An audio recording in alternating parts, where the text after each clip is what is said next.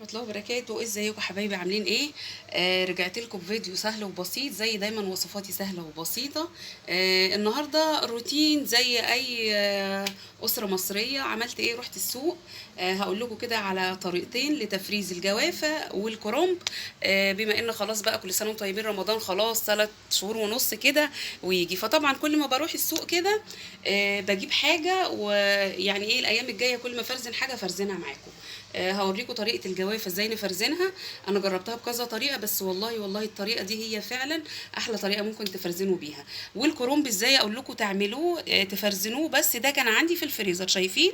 فطبعا الكرنب دلوقتي اليومين دول كرنب الشتاء ده بيبقى حلو قوي في التخزين. رخص يعني، كرنبايه بقت ب 25 ل 30. كنت الاول بجيبها ب 50 وبايه وب 40. طبعا مع الوقت هيرخص، فانا قلت اطلع اللي عندي في الفريزر اوريكم لما بفرزنه بيبقى ازاي، ويطلعوا يفك مننا بيبقى ازاي، وهفرزنه معاكم. جبت ايه بقى من السوق النهارده؟ جبت الجوافه بعد ما رخصت اليومين اللي عدوا. دلوقتي الراجل قال لي على فكره الحقيقه خزنيها لانها هتغلى. قلت له ده احنا ما صدقنا انها رخصت. قال لي لا، ما هي تغلى تاني. هي كانت ب 20، اداها لي هو كان لسه كده بينقيها.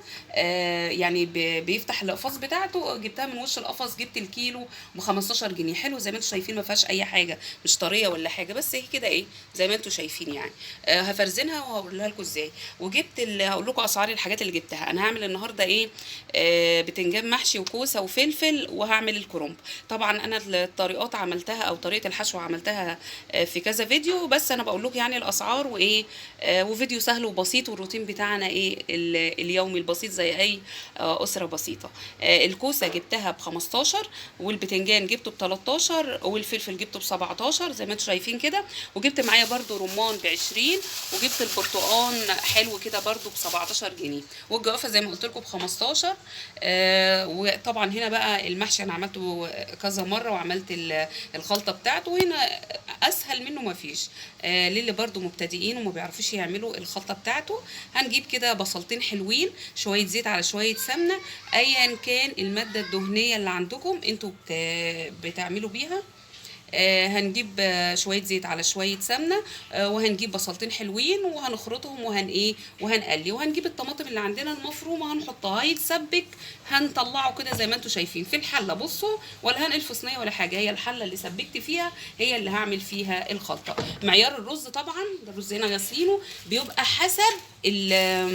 حسب كميه المحشي اللي عندكم. يعني هتعملوا محشي قد ايه، هي دي اللي ايه اللي هتعملوا هتعايروا بيها الايه الرز. نحط الرز اللي عندنا كده وهنصفيه ونحطه برده معلقه.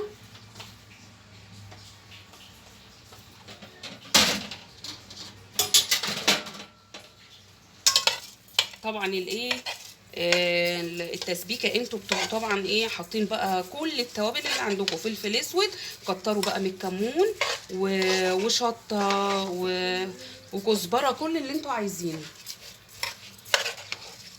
نقلب كده. عارفين بقى جدتي الله يرحمها كانت لازم تحط الايه، يعني قولوا لي في التعليقات برضو اللي بيعمل الطريقه دي، لازم الرز تحطه على النار. تقول لك لا، الرز كده يستوي شويه كده على النار بيبقى حلو كده وطعمه حلو. لكن احنا طريقتنا دلوقتي اللي هو ايه، بتسبكي الطماطم وبتنزلي على الرز، وبتجيبي الخضره كبروها شويه. والله الحمد لله ان في حاجه ايه، الرابطه كانت ما اقولكوش فيها عودين 2. دلوقتي يعني كبروها شويه وبقت ب2 جنيه. حط شويه كده ايه الخضره اللي عندنا اللي هو الكزبره والشبت والبقدونس. الشبت لما بتكتريه بقى بيبقى حلو قوي. عايزه تقطعي الخضره قليله عن كده شويه قطعيها، ونقلب وندوق التوابل بتاعتنا وكده خلاص. يبقى يعتبر الايه الخلطه بتاعت المحشي عندنا جاهزه. حطي شويه كمون كده بقى وانت بتقلبيها. يعني الكمون افضل ان انت تحطيه على الايه على الرز كده والخضره، وهو كده بعد ما تخلصي خالص تحطيه كده وتقلبيه تقليبه بيبقى ريحته حلوه قوي. خلاص كده يعتبر عندنا التسبيكه اهو والمحشي اهو. بصوا بقى الكرنب كده، انت لما بتيجي تفرزنيه هقول لك، انت بتجيبي الكرنبايه وتقطعيها وتسلقيها سلقه عادي خالص، وتيجي مقطعاها كده زي ما انت عايزاها في طبق فل كده عندك، او ايا كان كيس ثلاجه، وبترصيه زي ما انا رصاه كده. بصوا انا يعني صليت الفجر وعلى بعد الظهر كده يعتبر هبتدي اعمله. بصوا فك ازاي، حتى كنت حاطاه في مصفى انزل ميه كتير وصفيته قبل ما اصور. بصوا اهو، انت بقى يا دوبك بتطلعيه كده. حتى لو انت طلعتيه ولقيتيه لسه، هقول لكم شايفين الجزء ده شايفين الورق الاخضر عادي يعملوه. بصوا لسه التلج زي ما انتم شايفين فيه اهو، عادي خالص. حتى لو مسكتي الورقه كده وهي لسه متلجه، اوعي تحطي ميه بقى اللي يقولك حطي ميه دافيه، طلعيه وحطيه في ميه ساقعه ومش عارفه ايه. لا، هو بصي انت طلعيه بس، انت كده كده بتبقي اليوم اللي عارفه هتعملي فيه المحشي بتاعك بتبقي عارفه، طلعيه بقى قبلها بثلاث اربع ساعات. لو في الشتاء زي كده طلعيه من الفجر لحد بعد الظهر، وفي الصيف بقى ساعتين اتنين وهتلاقيه فك اهو. وتلفيه بقى احلى محشي كرنب هنعمله هو والبتنجان. يعني المحشي المشكل اللي عندنا حاجه ما شاء الله روعه. نيجي بقى للايه كده، خلصنا كان عندي بقى بصراحه وركين في الفريزر طلعتهم، قلت عشان اعمل بيهم شوربه المحشي. وعلى فكره يعني ايا كان الحمد لله فضل ونعمه. انت لو عندك ما عندكيش شوربه خالص، هاتي اقول لك مش هتعملي لحمه او هتعملي فراخ او اي بروتين عندك، لا اعملي المحشي عادي خالص. في ناس كتير بتعمله كده. هاتي مكعبين مرق على شويه ميه وشويه توابل وحته سمنه، حطيها كده في الشوربه، هتعملي احلى شوربه واسقي بيها المحشي اللي عندك. فضل ونعمه، نمشي على قدنا يا جماعه الحمد لله. ربنا بصي يعني يرزق كل الناس كلها الحمد لله. اي حاجه ممكن نعملها ما نكلفش نفسنا يعني ايه فوق طاقتها. طبعا كده خلاص عرفنا كده المحشي هنعمله عندنا ازاي، وعملنا الخلطه كده. انا هلف المحشي بقى وهوريهولكم لما اسويه. ونيجي عاملين ايه بقى عندنا هنا الجوافه. انا كنت الاول صح ما كملتلكوش، كان عندي الوركين قلت هعمل بيهم الشوربه وعشان يعني طالما موجوده عندي. لكن لو ما كانش عندي كنت هعمل عادي البانيه اللي انا مطلعاه عندي اهو، متبلاه بالتوابل اللي عندي، وحاطه بصل وحاطه برده من الصبح كده. كنت هعمله خالص واعمل الشوربه بمكعبين مرق ما فيهاش اي حاجه. بس انا طالما عندي وركين هعمل بيهم شوربه المحشي. رغيت معاكم معلش بقى بنتكلم مع بعض الروتين بتاعنا. جبت الجوافه لقيت الجامده اللي هي زي دي احطها كده في التلاجة، حطيتها كده ودي احطها في التلاجة.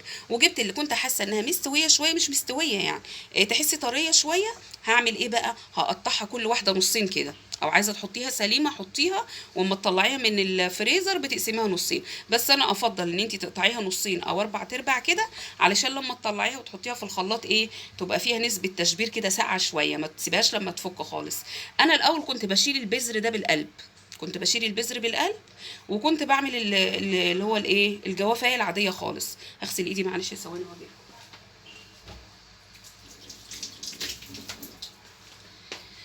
كنت بشيل القلب كده بالسكينه. فكنت لما بتعمليها بتحسي ان الجوافه معاكي تحسي كده ميه يعني ايوه طعم الجوافه بس خفيفه، مهما كانت كميتها كبيره بس خفيفه. لما في حد معين قال لي لا اعمليها كده نصين واعمليها بالبذر بتاعها، لان القلب بتاعها ده هو اللي بيدي طعامه وتقل للجوافه. فعلا بقيت اعملها كده. بتعملي ايه بقى، بتخزنيها كده على فكره ما بتسودش ولا بتحطي ليمون ولا اي حاجه، جربيها وعلى ضمانتي. اهم حاجه ما تجيبيش الجوافيه تبقى سودا من بره، هاتيها كده. وعلى فكره هي كده القلب ما تخافيش اقول لك الجوافه مدوده، لا جوافه الشتاء عامه ما بتدودش، اللي تخافي منها جوافه الصيف عادي خالص. وكده وانت طالما عارفه وضامنه الجوافه بتاعتك جايباها ولا طريه ولا فيها اي حاجه يعني اعمليها كده ببذرها وانت مطمنه. هجيبها يا دوبك مثلا احطها في اكياس في الفريزر، اكياس ثلاجه، وتطلعي الهواء منها، ولا هتسود ولا هيبقى فيها اي حاجه ولا تحطي ليمون عليها. انت تحطي عليها ليمون امتى، لما تفرميها وهيتبقى منك في الثلاجه فبتسود شويه، اعصري عليها عصره ليمون. احنا بنعملها بلبن ما بنحطش ليمون، لان اللبن بيديها اللون الابيض الحلو، بتبقى حلوه قوي كده. خلاص افرزنها، هجيب اكياس بقى اعملهم ايا كان 3 4 اكياس. كل ما تجيبي كده تروحي السوق هاتي 2 كيلو هاتي 3 كيلو. المانجا برضو لما الموسم بتاعها برضو كل ما تروحي تجيبي 2 كيلو هتاكليهم، شيلي واحده في الفريزر.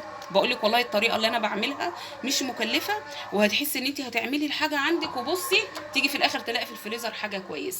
المانجا برضو على فكره في مانجا معينه الصفراء اللي هي المانجا الزبديه اللي قشرتها خضراء وتقيله دي ما ينفعش تتعمل بقشرها. لكن اي مانجا تانية قشرتها طريه كده الصفراء اللي هي السكري، اي مانجا كده خزنيها، اغسليها وخزنيها في اكياس كده سليمه.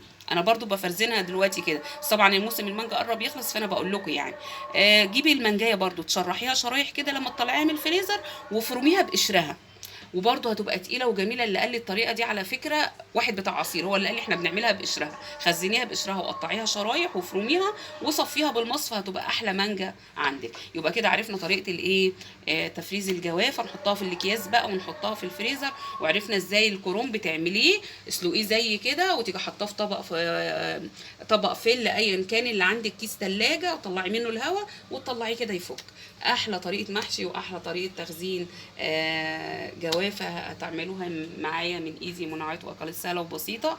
بالله عليكم لو وصلتوا للثانيه دي معلش رغيت معاكم كتير.